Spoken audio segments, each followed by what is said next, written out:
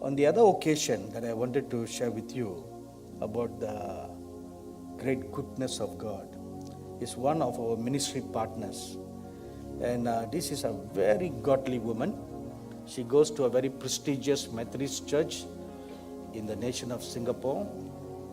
And her husband is a very high-ranking military officer, but very, very godly family.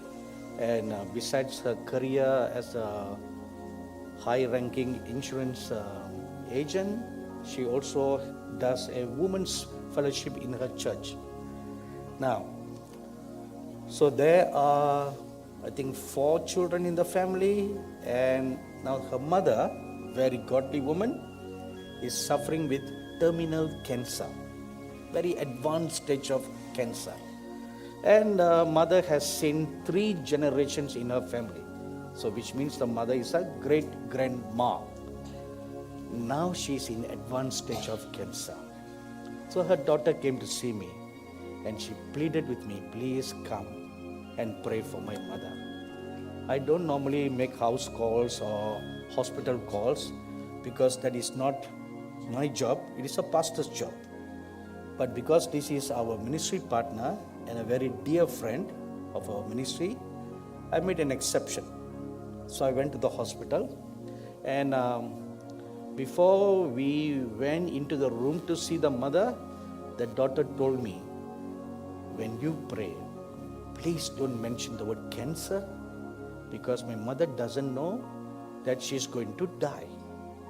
Of course, the mother knows she's got cancer, but the mother doesn't know how severe the cancer is. And the mother doesn't know that her cancer is stage 4 and very terminal. That the mother doesn't know. All the mother knew was she had cancer and she had gone through some radiation treatment and she had lost all her hair. So I was taken into the room, and the mother had put on a wig to see me. And after all these niceties and all were done, now time came for prayer. So now the same scenario happened again. So the Lord told me, tell her to let the mother go. I want to give her rest. So now I remember the 92 incident. So I decided I must now outsmart this woman and fulfill the Lord's desire. So I stopped praying. I took this woman out and I looked at her and I said, do you love your mother? She looked at me and she said, yes, I do. Then I asked her the second time, do you really love your mother? She said, of course I do. I looked at her straight in her eyes and I asked her the third time, do you really, really love your mother? By the third time, she somehow guessed what I was trying to say, and tears began to roll down her eyes like rivers. And she caught hold of my hand and she said, tell me what's really happening.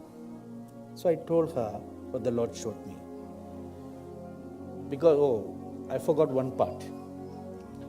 When I was initially praying for the woman, the mother in the hospital, the Lord came to me and He said, whose prayer should I answer? Your prayer or my daughter's prayer? Meaning that mother. So I asked the Lord, what do you mean, Lord? He said, then He showed me what prayer the mother was praying. Every night, when the mother is all alone in the hospital bed, she would be wriggling in pain. And she would cry out to the Lord, Lord, please take me home. Lord, please take me home. I cannot bear this pain. Please take me home, Lord. Please take me home. She prayed this prayer every day. So now the Lord asked me, should I answer her prayer or should I answer your prayer? Whose prayer should I answer? So I conveyed this to her daughter. And she cried and she cried and she cried. Then she said, I am willing to let my mother go. Because now she knew what the mother is praying, or how the mother is really feeling inside her, which the mother has never conveyed to any of the children. She kept all the pain to herself. My mother did the same thing, when she was in the last 1 month in the hospital bed. She never told any of the children the real pain that she was going through. If I was not shown that by two angels who stood by her bedside, I myself would not have known how much of pain she had suffered during the last 1 week before she went home to be with the Lord. Anyway, so then this daughter held my hand and she said, but please ask the Lord to extend her life, at least for a couple of weeks or a couple of months, so that I will gather all the entire family to be with my mother for one last time before she goes home. I said, all right, but no guarantee, because I'm not God, right? I can only convey your request to the Lord, and then He is the ultimate judge. So we went back to the hospital room, and amazingly, the Lord was still standing in the very same spot where I left. So He looked at me and He asked me now, so do you have an answer? I said, yes, Lord, I have an answer. So now I brought the new request to the Lord. I said, Lord, your daughter has agreed to let the mother go, but she requests us to extend her life for a little while so that the mother can do this A, B, C, D. The Lord looked at me and He said, because you asked, I will do this for you. He said, I am granting this request by extending her life for, I can't remember whether it was for weeks or for a month or two. And instantly, whatever pain she was experiencing at that moment disappeared. And she was discharged. She went home, and the last month, I think maybe a month or maybe 3 months, were the most happiest day of her entire life. And when the time came for her to go home, she died so peacefully without any pain. In my 45 years of walking with God and praying for people, I have seen the great goodness of God in not answering prayer. There are times He answers prayer, but when He doesn't want to answer, He shows me His heart, and His heart is always for the suffering ones. How much His heart is full of pain at the suffering ones. And in His mercy, He doesn't heal.